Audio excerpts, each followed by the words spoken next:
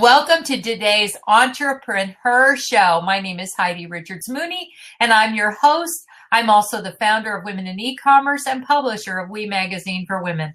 And I am delighted. In fact, I'm doubly delighted because this is my second time getting to interview my next guest. First time we had a few technical difficulties. So if you watched the first time and you weren't able to watch a replay, well, now you get to do both. So let me tell you a little bit about Libby. After nearly 20 years in senior leadership roles in communication at media giants Universal, Sony, and Turner Broadcasting, Libby Gill is now CEO of executive coaching and consulting firm Libby Gill and Company. A sought-after international speaker, Libby was also the PR branding brain behind the launch of the Dr. Phil Show, which I'm hoping we'll get to talk a little bit about today. Libby's award-winning book, You Unstuck, Mastering the New Rules of Risk-Taking in Work and Life, has been endorsed by business leaders including Zappos CEO Tony Hsieh and Dr. Ken Blanchard. Her latest book is Capture the Mindset and the Market Share Will Follow, The Art and Science of Building Brands. A former columnist for the Dallas Morning News and a member of the Authors Guild, Libby lives in LA and is the proud mother of two fabulous young men who are committed to making the world a better place, just like their mom. So today, I will discuss your leadership brand and why it matters. Welcome, Libby. Thank you, Heidi. Glad to be here for our reprise. Oh, yes. I call it a redo, and I just love it. And I love sharing those kind of things all over social media because sometimes the redo is better than the first time. And the first time was fabulous. So let's get started. And as I mentioned earlier, you talked about how you helped launch the Dr. Phil Show. And I think that all of us would like to know about that experience and the part that you and your company played. Well, it was really interesting. I had not long before that left the corporate world and started my own business. So people really knew me for the media, public relations, branding side. And I was essentially recruited by the chairman of Paramount Television to come in and help launch the Dr. Phil brand because they, he'd been on Oprah for a couple of years already, for 4 years, and was a huge hit. Every time he was on Oprah, he was on every Tuesday. The numbers went through the roof, the ratings. And so they decided it was time for him to have his own show. So it was really, it seems funny now, but it was getting him off the Oprah page. The Oprah's fans knew him, but there were other people that weren't regular Oprah watchers, believe it or not. And it was introducing him to those potential viewers in a big way. And that big way happened to be a couple of things. We went after the cover of Time and Newsweek and were able to secure Newsweek for the week the show launched, which was really unusual because they don't put celebrities on the cover very much. And although print journalism has fallen a bit over the years with how important the online world is, that was a big piece of marketing that one could not purchase, but worth more than $250,000. And the other thing we decided to do was promote him in the way that movie junkets are done. Instead of sending Dr. Phil station by station by station out across the country, we invited entertainment journalists and news anchors to come to us. And we hosted a couple of what are called junkets in the film world and had them come to the studio. And we had places for them to interview him, to do their stand-up where they do that news bite in front of the studio. And it worked beautifully. We were able to put multiple pieces in the can that they could that would be individualized for every station. So it was wow. It's kind of putting a twist on the old formula and doing it in new ways. Well, they say that there's nothing new in marketing anyway. It's just how you repackage it. But I want to talk a little bit more about that cover of Newsweek because that kind of intrigues me. What do you think was the reason that they chose to put him on? I mean, I know he's a doctor first and then he became a celebrity, but do you think there was other, and I'm sure it had to do with all of the things that you did to preempt them? There was there's a lot of pitching involved. And of course, in the world of public relations, you want things to be seamless and invisible. You don't want them to appear as though there's somebody behind pulling the strings. But what I had done is what anyone can do, really sort of boiled down the core message. And for Phil, it was about, this is a show that's going to be different from talk shows we have known. Oprah being the exception. Oprah is Oprah. There's never been anyone, never will be anyone quite like her. But other than that, talk shows were all about conflict and drama and emotion and personal stories and dirty laundry and all that kind of stuff. And it's funny, in Hollywood, you never have to convince anybody that will run out of people willing to share those stories. Because they line up around the block. But this was going to be different. This was a clinical psychologist who was going to, tell it like it is and give people information in a straightforward fashion that they could use. And that, after this sort of salacious and dramatic and, occasionally bordering on questionable, that was sort of the stock and trade of Jerry Springer and Maury Povich and all of those mini shows, all of which I worked on. This was elevating the form. And that was basically the hook, the angle that I gave to Newsweek, and then gave them lots of access to come to the show, interview him, talk to the team, get quotes from Oprah, all of that made the piece, hey, this is new and different. Although at any minute, if there had been a major earthquake or, a bombing, or we lost a world leader, there went my cover. So there was an element of, you do everything you can and then you pray.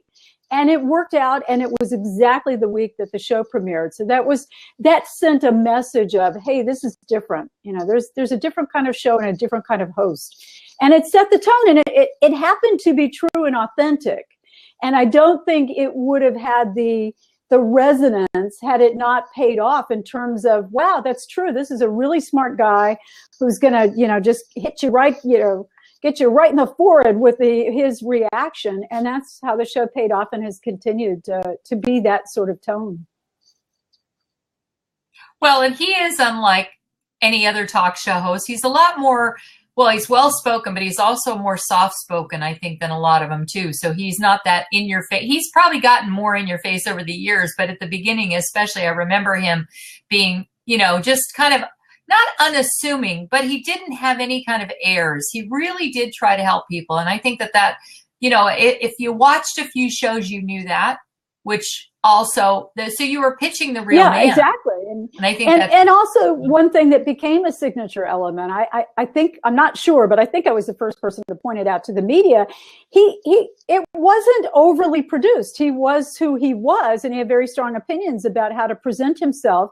And in what we call the walk-off, when he walks off at the end of every show, as most hosts do, he didn't walk off the stage. He walked through the audience. And as he said at the first, I saw him stop because his wife was in the audience, picked her up, she took his arm and they walked off together.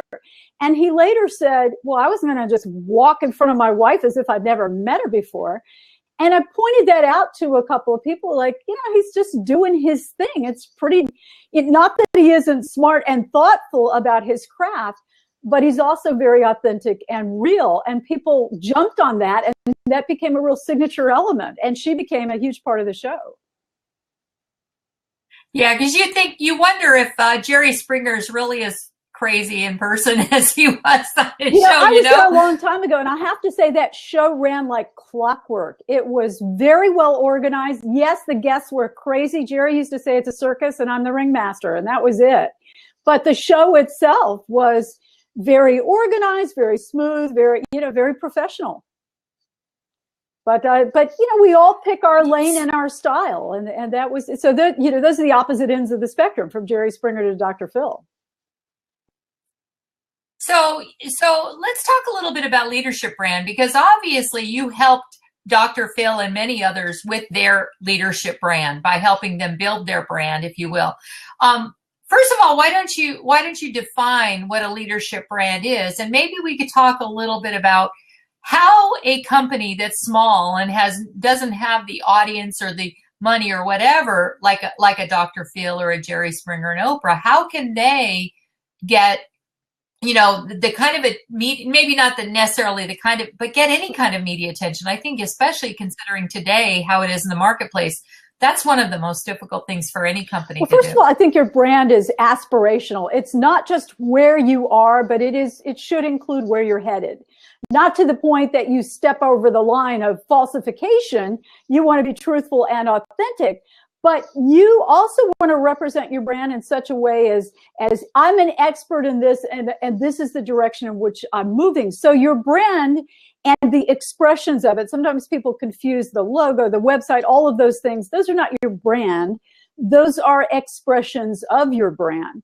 So it's that your brand expressions are constantly evolving as things move to the foreground, which you're focused on currently, and then things that are not quite as relevant to your business and or your customers, you shift to the background.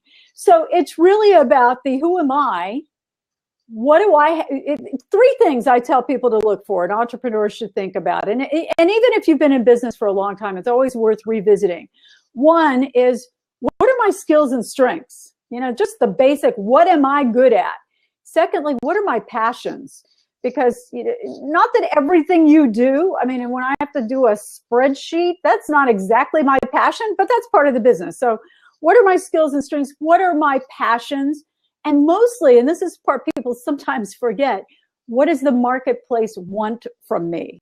So you have to consider all of those things, and then you look at who you are, what you have to offer, the credibility and skills that you bring to the table, and you really define that value for others. The refining of it is an ongoing process. You are constantly refining the definition of your brand. And then what we think of as branding, ING, is how you articulate that value to your core customer, and ideally to your ideal customer or client. Because there are plenty of people who articulate a message and they always worry, well, if I narrow it down, then I'm going to lose all these people. But in fact, even though it's counterintuitive, you're smiling, Heidi. It's the opposite that's true. You can either be, I'm the dog trainer guy, or you can be, I'm the Chihuahua specialist. To use a silly example. But who's going to find you? Your core ideal clients will find you if you put that label in however way you build language around it. The people that aren't right for you, they're going to go somewhere else. They're going to go to the Labrador guy instead of the Chihuahua guy. You want to make it clear what you do for people and for whom you do it. Then when you get into services and how you deliver either products or services, that goes into the category of in what ways do I deliver what I do? I coach, I write, I speak at corporate events, and now I have an online coaching course. So, there are different ways I do what I do. There are different ways that you do what you do. You mentioned about, I love how you define the brand and the expression of your brand, and the other thing about what does the market want from me? I really think that's an important key element that a lot of people forget. We're always, and I know I've been guilty of this in the past, I assume what the audience wants without really knowing, and I'm giving them things that maybe they don't want, and usually the proof is in that they don't pay for it, or they don't currently need. But first of all, the first question, I love the fact that you gave that example about the Chihuahua or the dog trainer. The fact is that when you become a specialist, at least in my case, I work a lot with authors and inventors, but then other people start coming up. Well, by the way, I know you work with authors and inventors, but could you help me? And if I choose, I can. So they don't eliminate you automatically because they know you've got such a good reputation with what you're doing. Same thing, I think, with a dog trainer. If you said you were a specialist in Chihuahuas and a Labrador person did come to you and say, well, I used to train, or I'm getting ready to, and you can add that. Absolutely. Wouldn't you agree? That's to your part of the evolution. Yeah. And if they understand what your programs or how you deliver the value, then they can begin to self-select and say, oh, yeah, I see myself in there. When you say authors and vendors, well, yeah, I see myself, well, I'm a speech writer, or I'm a this or that. It's pretty close. Could you do that? And that's when your brand begins to broaden. When I first started my business, people knew me in terms of media relations and public relations and branding. And I thought, and more actually in public relations. And I thought, that's a little narrow for me. And I've done that for 20 years. I'm going to broaden it more to the part that I really enjoy. And that was the messaging and the positioning. So I just put a little twist on it. And the proof was people began to hire me for that. help me design a website, help me build my brand message, help me develop my materials, help me write a speech. And now it's evolved. It's 15 years now I've been doing this. I can't even believe it. It was like I blinked and 15 years went by. And now I'm known much more for leadership, for working with emerging and established leaders, including business owners and entrepreneurs, but it still can incorporate the brand. How do you identify yourself as a leader, as a business owner, as an authority in your industry? And so it all kind of comes in full circle. So then what would you say are some of the key ways you could identify who your market could be or should be? Well, you need to ask. First, you can look at your balance sheet and see who's paying you for what. That's a really easy way. And it seems so obvious, but when I start with a new business owner or somebody who's switched from corporate world to entrepreneurial world, and I said, well, what are people calling you about? Where do they want you? Well, gee, they want me to consult on this project, or they want me to troubleshoot, or whatever it is they want you to do. That's where okay, well, you've got a base there.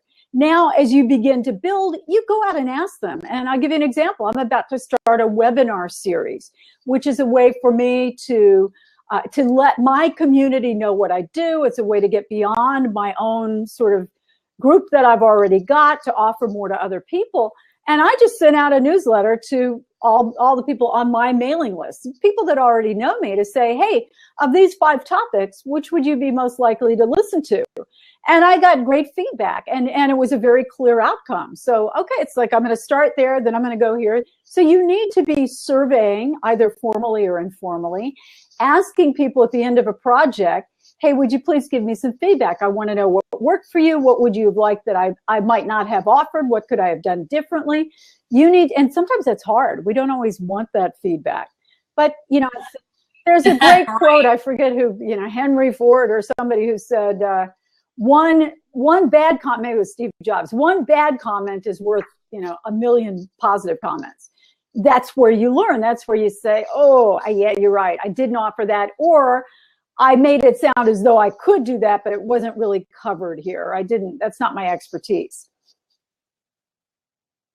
And you're right. And sometimes people don't want to hear the negative because they don't realize it as a learning opportunity. And then they get these 99 great reviews and 1 bad review. And what do you focus on? Well, you should focus on the bad review. It's painful.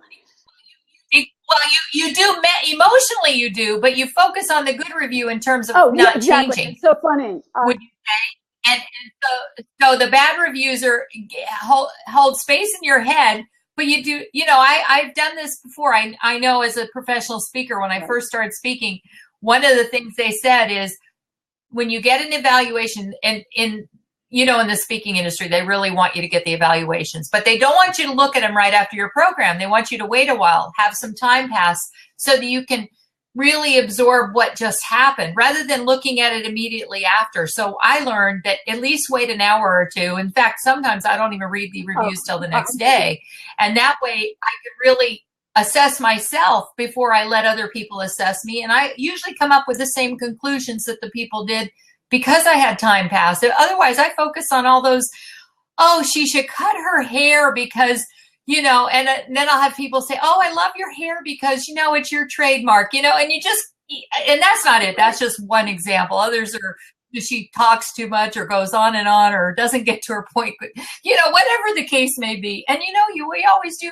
It's funny, but and it's hard for people to give negative reviews. I mean, at a speaking engagement with a room full of strangers, they owe you nothing. They have come in on their own time, and boy, that can be, some groups more than others, a tough crowd. I'm here out of my busy day. Yeah. You got an hour up there. I need to learn something. But sometimes when you come off the stage, you're sort of bombarded with these positive comments, because those are the people that approach you. Those are the people that are going to come up and say, oh, Heidi, that was great. That was great. And you also can't put too much credit into that, because, they're not the ones, they're not going to walk up and say, you really gave me nothing to think of it. There was nothing new there.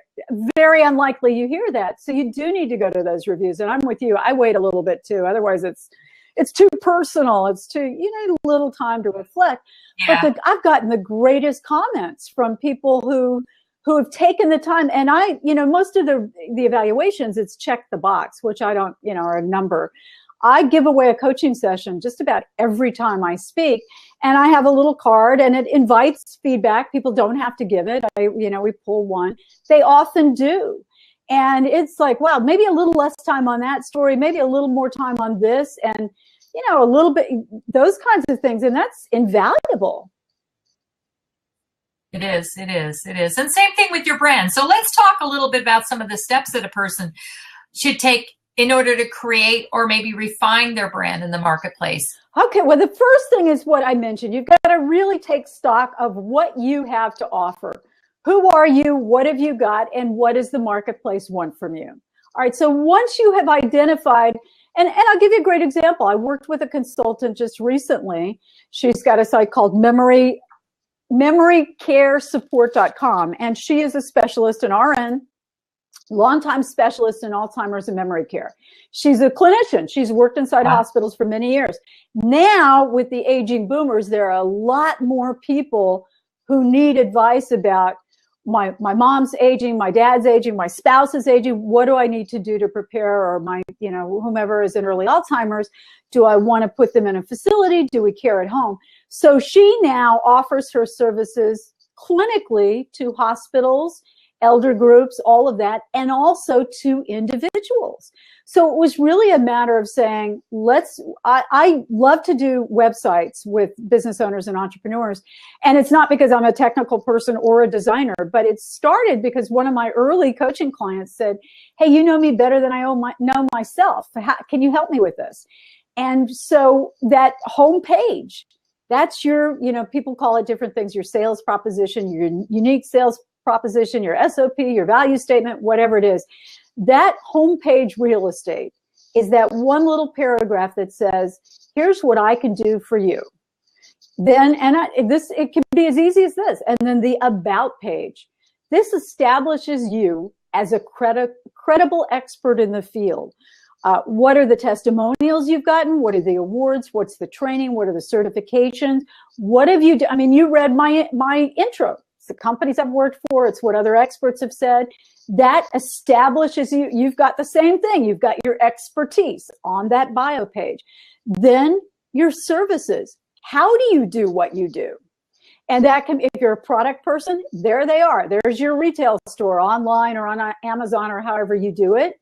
Or it's your expert services as a thought leader, as a consultant, as a coach, as an author, as a whatever you do, and how you do it. Here's my 3-month package or my 6-month package or my $2 product or my $20 product. So it's really those 3 things. And then comes all those brand elements like your color palette. What does that say about you? Those are trademark elements. Your long red hair. I agree. Keep it. I tell people to keep your accent.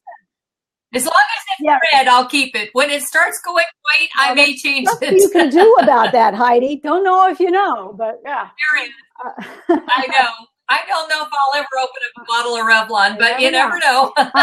So you begin to look at those things that you identify with. At one point, and it's a funny example, but I'll tell you the truth.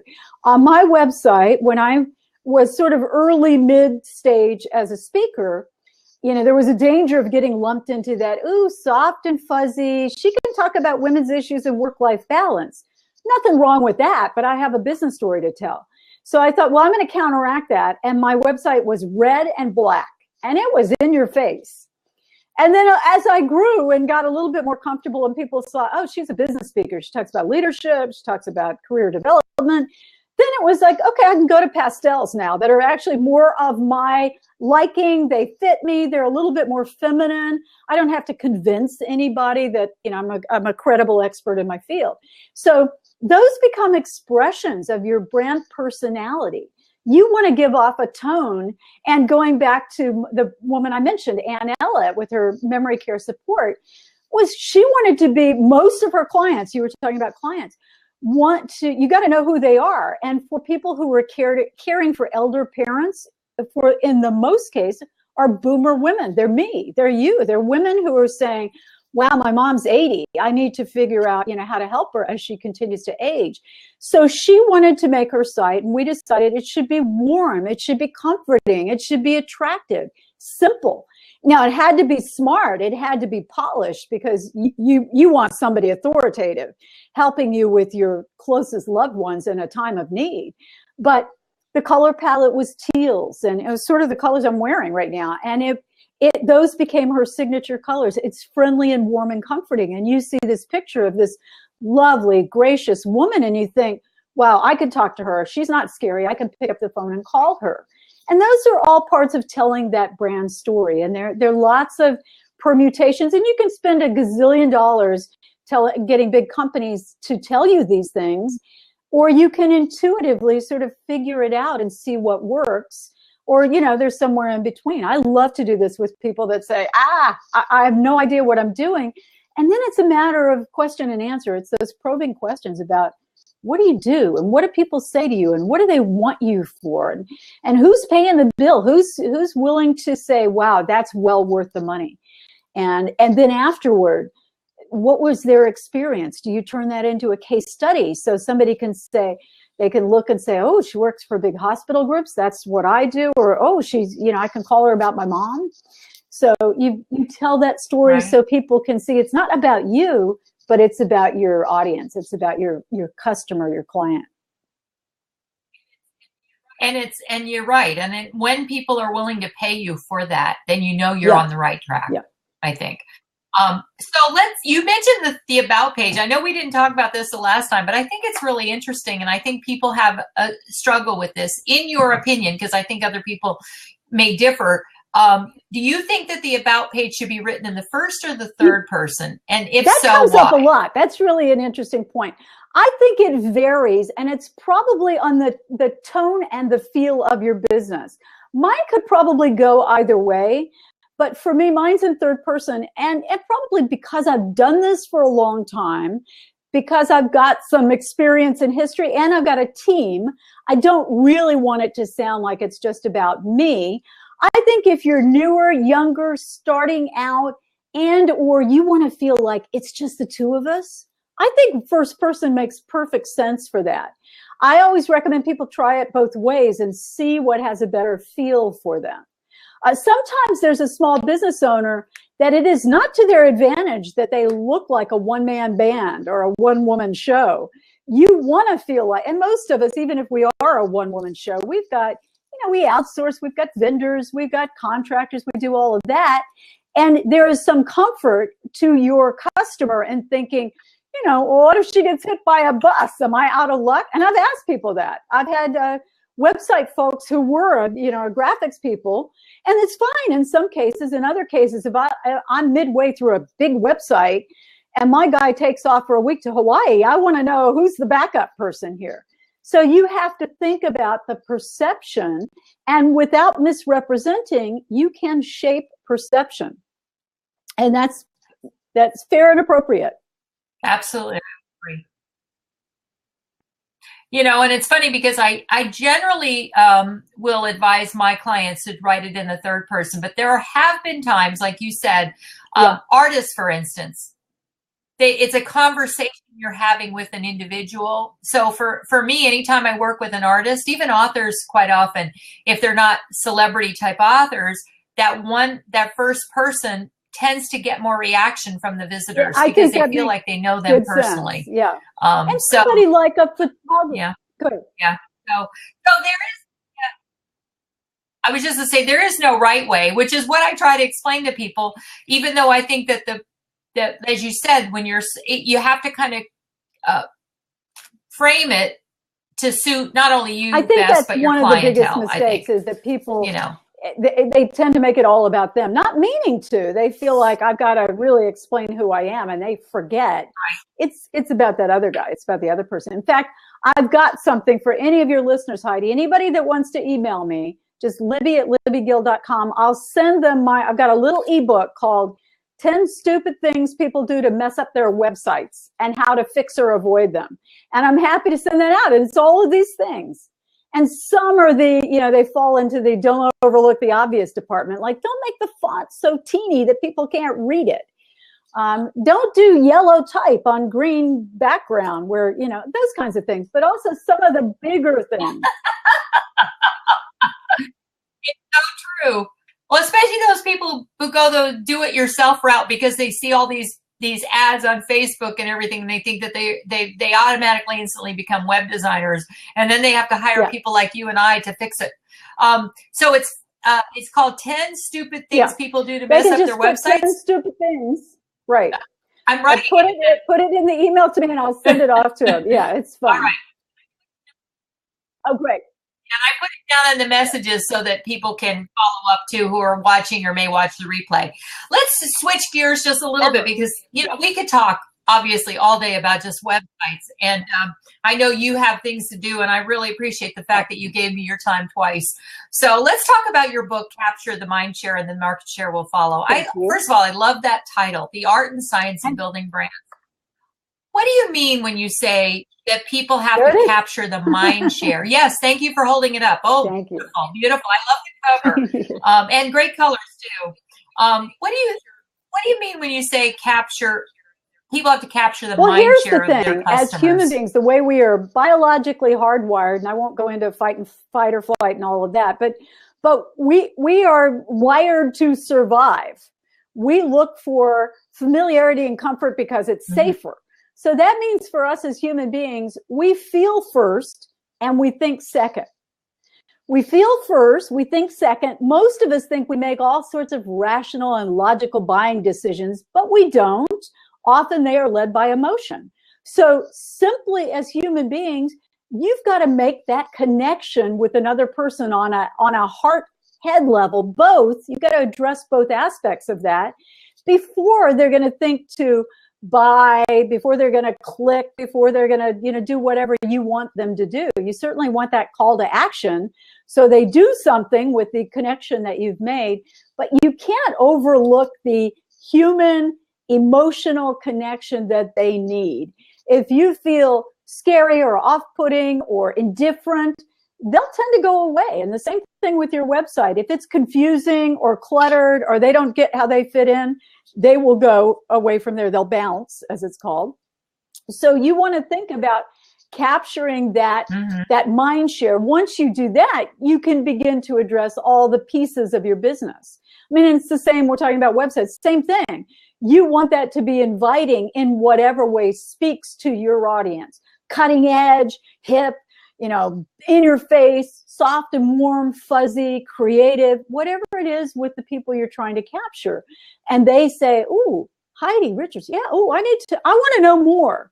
And they go deeper, they sort of spiral into your site. It's the same as a human being. You have that first connection or contact, and they say, wow, this is a conversation I could continue. Let's go further.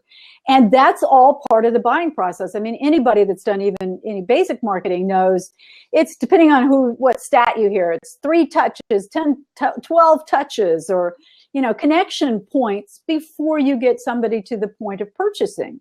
Or even, wanting something free from you. We don't have time for another newsletter or email or video series.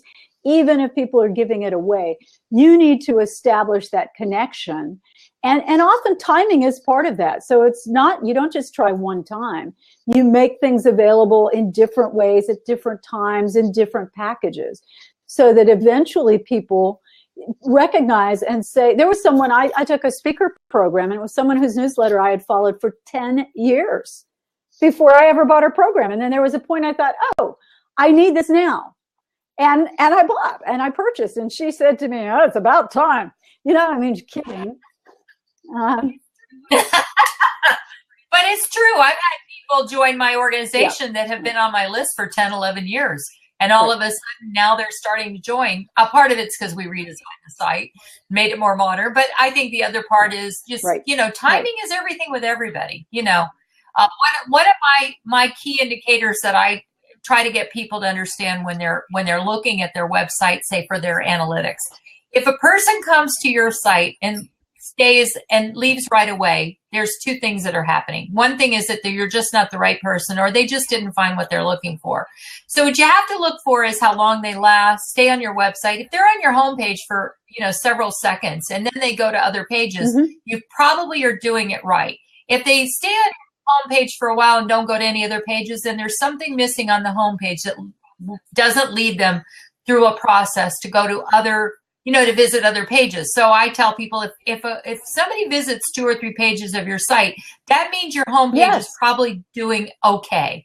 If on the other hand, they don't go to any page other than your homepage, it's like I said, the first thing, either that's not what they were looking for, or they just didn't see how you could be they could be a and if benefit from your services. You want them to go away. You don't want to engage. You don't want to have multiple conversations. That's a time waster on both sides. You'd rather they go find what they need elsewhere.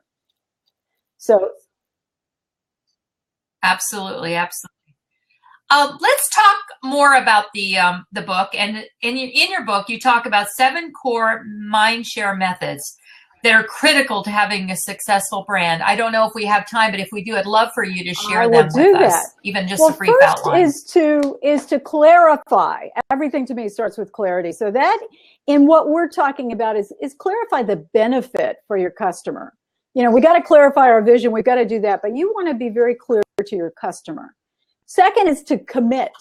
And that's committing to the value that you're offering, that you're promising, that you're going to deliver on that over time. That's one thing people forget about in the brand discussion. They think it's, who you are, what you have, what you look like, but they forget that a successful brand is about ongoing servicing. It's ongoing value over time.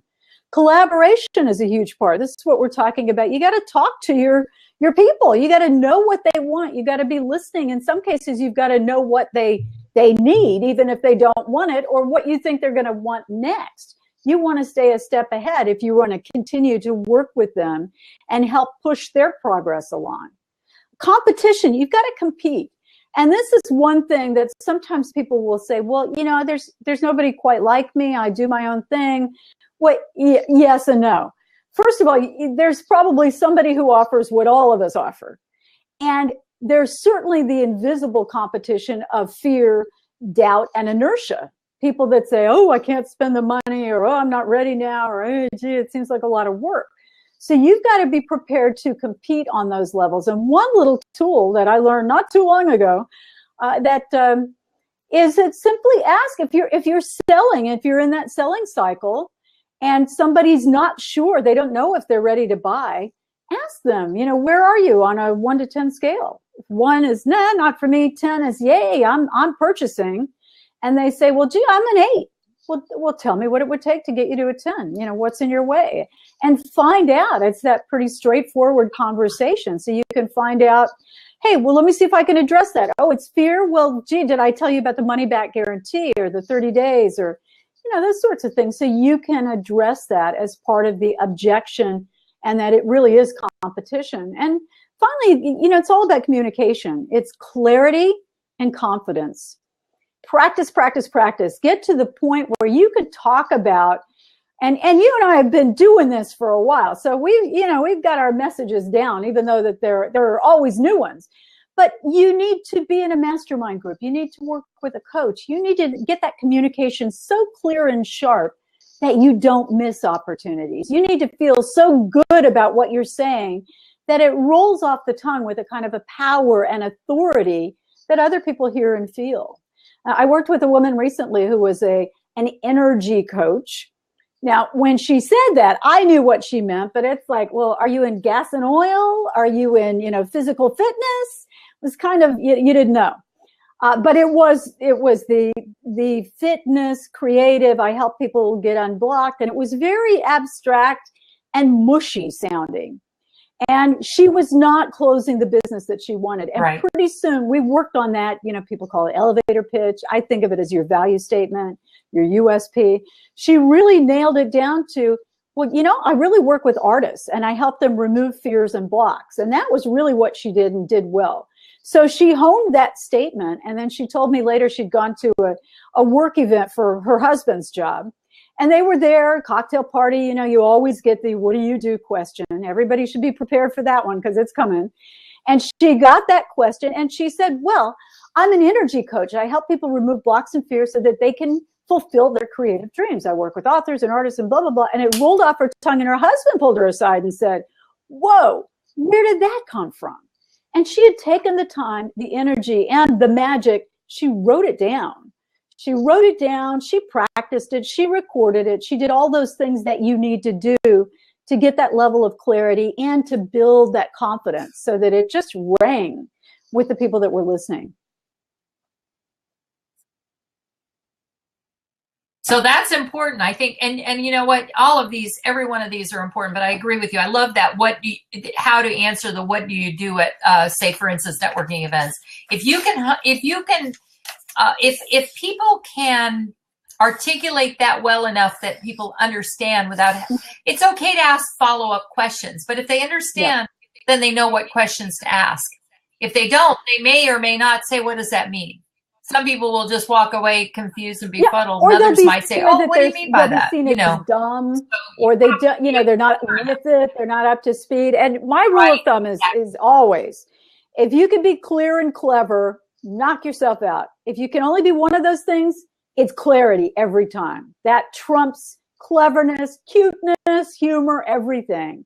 Because you can't afford to confuse people. You want it to be so clear that your, 90-year-old grandma and your 9-year-old nephew both get what you do. Even if they don't understand the nuances or the textures, but they get, oh, you're a coach. Oh, so you go into workplaces and you help people get better at their jobs. Yeah, basically that's it. They got it.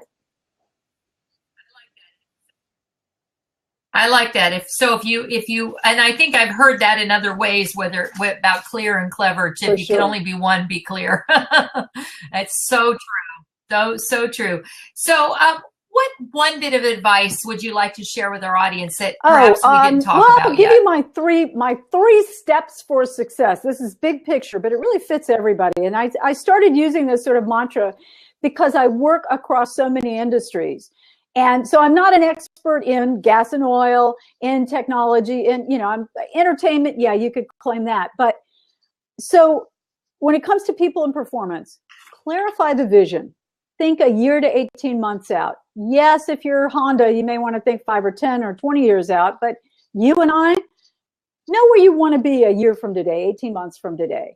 Next, figure out the simplest path to get there.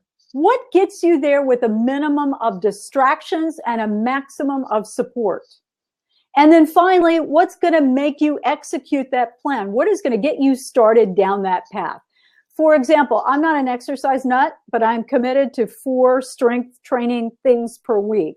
One of the things I do, I'm also on the frugal side, so I won't pay for a trainer 4 times a week. But one of those times is a trainer. I pay a month in advance. And I get a text message saying, hey, well, I see you at 9 on Saturday morning. And yes, so I do that. And the other is I just know when I've got a 4:30 slot, I go to the gym. That's it. That is my best time of day. If I don't have a 4:30 slot, I take a long walk at, 3 or 5:30 or whatever. But I keep my gym clothes by the door. My shoes are always there. I got no excuse. It's in my face. So it's setting yourself up for success so that whatever holds you accountable, my calendar is the other thing. If it's on the calendar, I am more likely to do it. And you need to find what manages you and really simplify that vision, clarify the vision, simplify the path, and execute the plan. That's what gets people that magic of, oh, I see where I should go, but I'm not going. And we tend to default on one side or the other. Either we're the dreamer, big vision person, or we're the do. We get it all done, but we don't always stop to think where we're going. When you put those two together, that's when you really get somewhere in a purposeful and steady way. Excellent advice. The example you give of exercising is probably something that many people, especially when you're an entrepreneur, we take time for everything but ourselves quite often. So we always find the time to do the things we want to do. Let's put it that way. So putting off those other things becomes easier to do, but not necessarily are they good for us. So I think that having that 3-step system is really important. So thank you.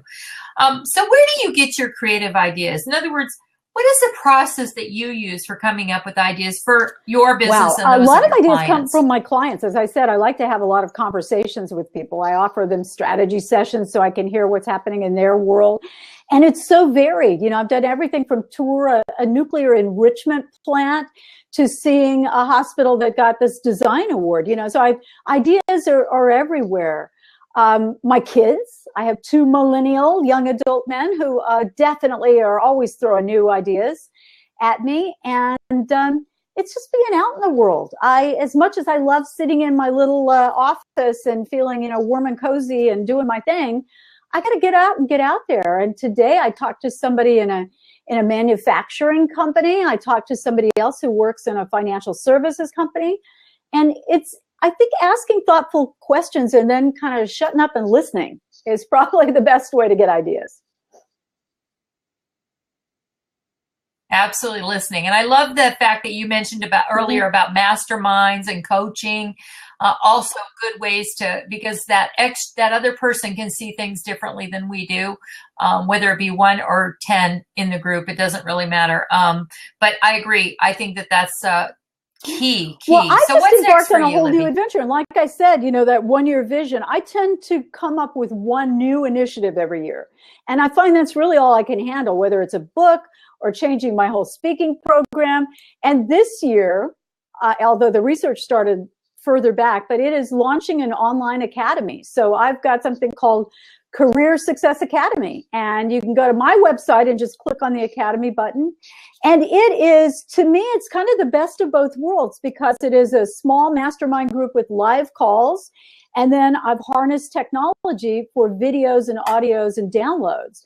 And it's great fun. And people are so, you know, people come into small groups of strangers and they have this sort of fearful, you know, what am I going to get? What do they be like? How am I going to fit in? And I find most people are, not that I'm not a Pollyanna, but most people are surprisingly gracious and giving. And I've got this little group of strangers who are all offering ideas to one another, and it's really beautiful. And it's all about career acceleration. So it's starting from where are you now? Where do you want to go? And how do we get you there faster and with more support and fun? So that's my thing, and I love it. If anybody's interested, just shoot me an email, and I'll give you the test ride. Excellent. And I wrote it over in the messages, too, to go to libbygill.com or email Libby at libbygill.com, Okay. and we'll get that again at the end. Okay. Hold your book up one more time and tell us. You can go to my website, go to Amazon and just look up my name, or go to my website, libbygill.com. And another fun thing I've got, Heidi, that people can go do, and this is also something new for me. I'm not a technophobe. I'm not nearly as technical as you are, but I'm embracing it in a much bigger way, really, so I can, this sounds so corny, but I can serve more people. Because frankly, what the corporate world, you know, I can go to Viacom and they'll pay me a nice salary to come in and do 6 months of coaching. But a lot of entrepreneurs can't make that investment, and I don't blame them. So I've got smaller groups and I can carve things up in different ways. But there's an assessment that really can start your thinking, really simple and fun, and it's called careersuccessassessment.com. Now, anybody that fills that out, it's going to give you a benchmark. careersuccessassessment.com, lots of S's. And it will show you, and it's a self-assessment, sort of where you are and how you feel about your own progress and satisfaction. And for some, if they're interested, it links back to me, and they'll get a strategy session, which is sort of a mini consultation. So it's my way of learning what's happening out in the world, what are people challenged with, who wants what I have to offer. I mean, full disclosure, transparency, there's something in it for me, obviously, or I wouldn't be doing it, but there's no cost to them. And they certainly don't have to take me up on a strategy session if they don't want it. But it's given me a peek into people's businesses, their lives, in all sorts of different workplace scenarios, so I can really craft the next year or 2 years of programs that I'm making sure I'm creating not just what I want, but from what people want from me, which is where we started this discussion. Oh, absolutely. I would agree. And I love that. It's funny because the last couple of guests that I've had have talked a lot about surveying and assessments, more so than I think in the past. And I think that we really do miss the mark when it comes to assessments. Sometimes people forget the value that not only the self-assessments, but assessing your clients too. You might have a little questionnaire, whatever you want to call it. But that's really the only way you can find out about people, and then read what they have to say, obviously. I have a couple of questions besides what we've talked about in the past. So for instance, in addition to your own website, what is your favorite website, online website? I'm do not you sure. have one? You can have more than I'm one. not sure that I do. I'd have to think about that. They're probably, I'll tell you one it's a newsletter. I'm sure it's a website, but I love something called Smart Briefs. And you can just go to, Smart Briefs has. Oh, I love Smart Briefs. Smart Briefs has newsletters in about a dozen different categories. And you can absolutely be inundated if you choose to. But I tap into the Smart Brief for entrepreneurs, for leadership, and for careers. And that's kind of it's like a daily briefing, and it really gives great articles. I love Smart Briefs because you can get an education at kind of a glance. So that's a lot of fun. Yeah, and they're encapsulated as opposed to having to read these long. It's funny. You mentioned Smart Briefs, and I've been a subscriber for years, but I said to my husband last month that I really missed the Reader's Digest because I used to love to read it because it always had such interesting, fun things. So what does he do? Now I get it. He subscribed, and it's really small compared to what it used to be. And of course, you can go online, but I love to read. And if I go someplace, I want to have something I can read. I don't like reading books online. Kindles or, I'll read some if they're really short, but I prefer to hold it still. My generation, I guess. And so Smart Briefs is a lot like the Reader's Digest version of business. I like Harvard Business Review. So I always find great studies. I like to follow some, not to sound too lofty, but I like to follow some neuroscience studies about the workplace. There's another one I love. What's the name of it's O.C. Tanner is a workplace research company. They've been around for nearly 100 years, and they have great blogs and podcasts. Oh, and of course, then there are the TED Talks. Who doesn't love TED Talks, right? Oh, yeah. Well, you answered all my questions. I'm writing it down because I haven't looked at Harvard Business in a long time, so that's really good. So Libby, last question before I have you repeat your contact information. I'm a good one having fun, especially the older I get. I'm in the fun stage of life. I have a lovely significant other, and we are sort of food and wine nuts. So we travel for wine destinations and love to tour wineries. I've got my two young guys, and my older son is studying international education management. So he's always he's in one country or another, and I love to visit him. And my younger son as well is at Oberlin College studying literature. I'm a big reader. And my personal, I set one personal and one business initiative each year. And last year it was to write my first novel. And I'm just creeping up on about 275 pages now. I'm a little behind my deadline. But again, Heidi, it was like set yourself up for success. I took a class because I knew that would make me start off with 50 pages. I skipped the first two levels, started at level 3. Pulled a little group of people out of the class. We've been together as a writing group for a year now. And that's fun. It's work, but it's fun. So that I'm committed to. And, I'd say gardening, except if I looked at my garden right now, I'd be lying. So, and I like to hike in our local mountains. That's a fun thing to do too. About once a week, we do that. Oh, that's so wonderful. Libby, it is always a pleasure to chat with you. You're just amazing. And I thank you again for taking time out of your busy week and spending your hour with us today. And again, will you just tell everybody how to get a hold of you the best way? LIBBYGILL. And there's all my contact information is there. If something sparked with you, but you can't quite remember, just shoot me an email or pick up the phone. It's all right there. I'd love for people to participate in my strategy sessions. It helps with my education. And if I can give them some career advice at the same time, I feel like after 30 years, I've kind of seen and done a little bit of just about all of it. So I'm happy to pass on any knowledge that's helpful. Excellent. Thank you again, Libby. And thank you all for joining us. Again, Heidi Richards-Mooney, founder of Women in E-Commerce and publisher of We Magazine for Women, and of course, the host of the EntreprenHer Show. I just want to briefly mention our next show is with Valerie Hubbard, and it's on Wednesday, February 17th. She will be talking about the Actors Fast Track. And so she is an actor's coach. She's an actress. She's been on a lot of shows, Castle and a bunch of television shows. And one of my other guests sent me several of her clients to be on this show. And I'm very excited because the diversity of the guests that we have. I mean, I feel so excited to have people of your caliber, Libby. And I think that maybe you'll want to meet Valerie because you guys may have a lot in common because you both worked in, in the media in a different way than most of us get the opportunity to. So again, we've had a great time with Libby Gill, libbygill.com. And thank you all for being with us today. Libby, take care. Bye-bye.